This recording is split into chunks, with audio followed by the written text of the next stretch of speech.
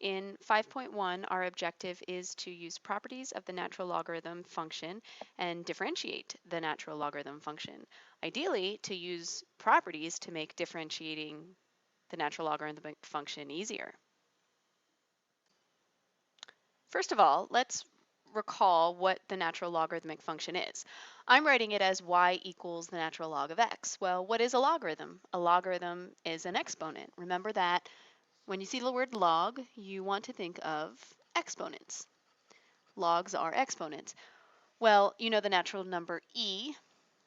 Let's say e to the y equals x. The logarithmic function and the exponential function, those are inverses of each other. So the exponent of the natural number base e is our logarithm. So the exponent, which is y is the exponent, equals the natural log of x. Let me show it to you with just a simple exponential equation that you're more familiar with probably. 5 squared equals 25. This can be written as 2, the exponent is the log for a base of 5, base is 5, of 25. This is saying 2 is the exponent such that when it goes with the base 5, it gives 25. Well, the natural number e will be the base, so y, the exponent, is the log with the base of e of x. So e, the base, with the exponent y, logs are exponents of x. Some properties that are really important to know come from really understanding what the graph of the log function looks like. So first of all, let's go ahead and set up our coordinate plane here. And one thing really important to remember about the log function is it has a domain of only positive numbers. So I'm thinking about that as I'm graphing it because I'm not going to have anything over here on the negative side of the y-axis. So I'm also remembering a couple of values that are very easy to remember are the points on the graph 1, 0, because the natural log of 1 is 0. If you think about it like that, e is the base, so I'm thinking e to the exponent 0 gives me 1. That's how we remember that. What to the 0, what do I get when I raise it to the 0? I get 1. So 1, 0 is a point on my graph. And I also know the point that the base of e raised to the exponent of 1 gives me e. So when the exponent is 1, I get a result of e. So logs are the exponents. The exponent is that y-coordinate. So e1 is another point on my graph. So e, which we also want to remember what that value is, approximately 2.7, the natural number. So as I'm graphing that, I'm thinking, okay, here's 1, 2, 3. It's a little bit before 3, and up here at 1. These are 2 points on the natural log graph that you must know. You may not know other points, but you must know those. So we think of why the domain of our function is only positive values, so only from 0 to infinity. Why is that? Well, the x value is what I'm plugging into the natural log, and that's the value that comes out when I raise a number to an exponent. So think to yourself, e to what exponent is going to give me a negative number, negative something? Well, nothing. E is a positive number. No exponent can give a result of any negative number. That just can't happen. Can't equal a negative number of any sort. So the domain is only positive numbers.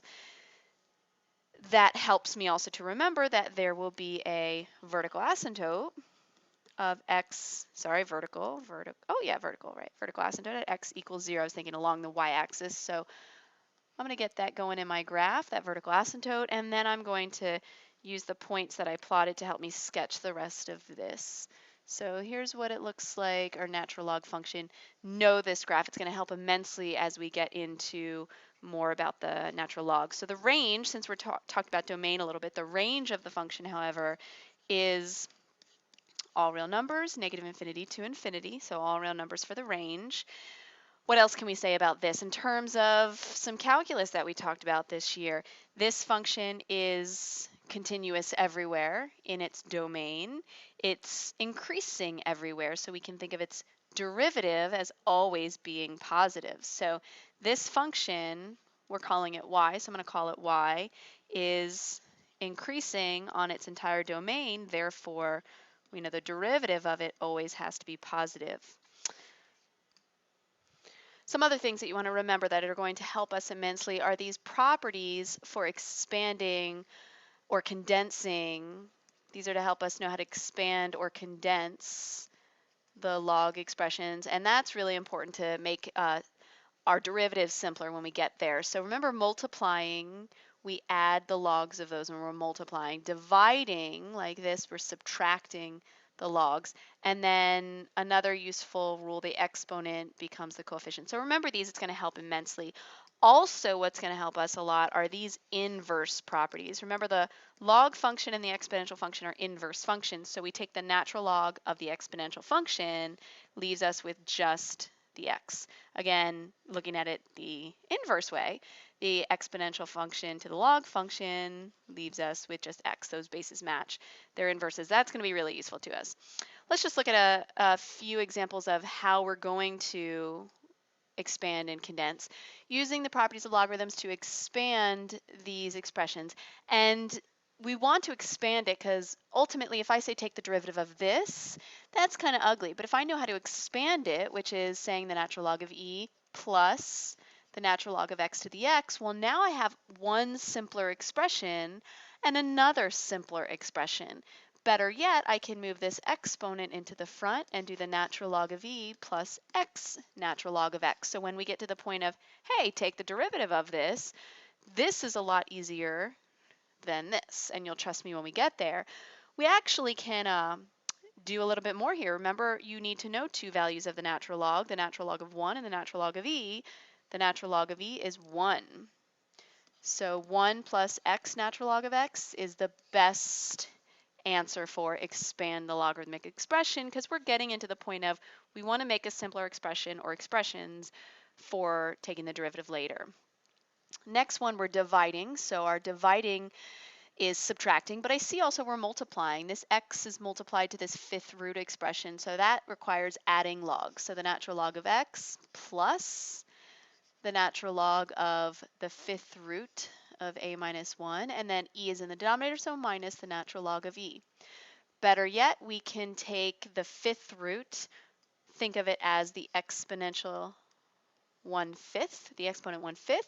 Think of this as 1 and do a little bit more here. Natural log of x plus 1/5 of the natural log of a minus 1. No multiplying or dividing, so this is done, minus 1. And there's our best expanded expression for that one. I'm putting this here because I don't want you to be fooled by, I see dividing, but I'm not dividing the stuff in the log. I'm dividing two separate logarithmic expressions. So this one, there is no expanding to do. This one, it's not possible to expand this. Don't get fooled by dividing logs versus dividing the expressions in the logs. Let's practice some graphing to review. Sketching the graph of each function, so just all I see different here from the natural log of x that we graphed above is the negative in front. This is making all the y values negative, so that flips it over the x-axis. So we'll draw our y-axis and our x-axis in the same places that they were above. We will draw our vertical asymptote of x equals 0. We know the point 1, 0, since it's on the x-axis, stays on the x-axis. The point E1, which would have been up here, is flipped over to be down here. So what the graph had looked like gets flipped over the x-axis. Looks like this approximately now. You must know those 2 points. All right, let's add to this game. We're flipping. Okay, so we're doing the flip over or the reflect over the x-axis. Now I see that x is being changed, so subtracting it moves it in the x direction 3 units. It moves it to the right. So shift right 3 units.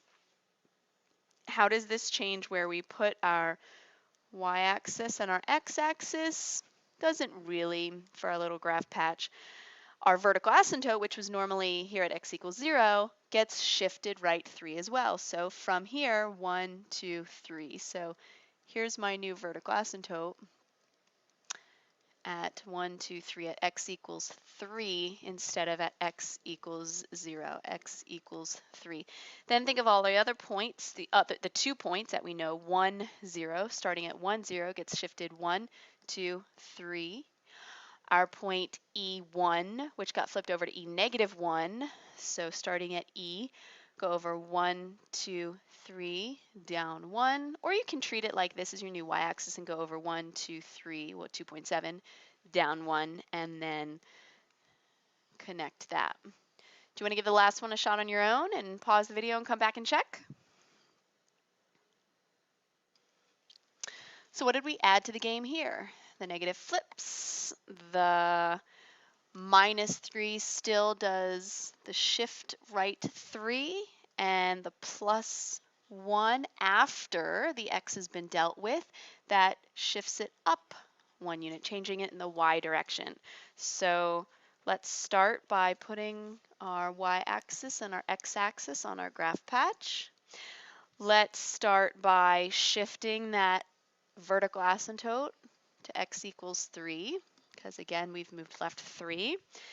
But now we've got one more move to go. So 1, 0 is normally a point. 1, 2, 3 units away from that gets shifted up 1 unit. This point of E1, which got flipped over to E negative 1. So from here we can go 1, 2.7, negative 1, but gets shifted up 1 unit. So these are some thought processes that you want to go through as you graph your natural log function. It's going to make what we're doing in the future much easier.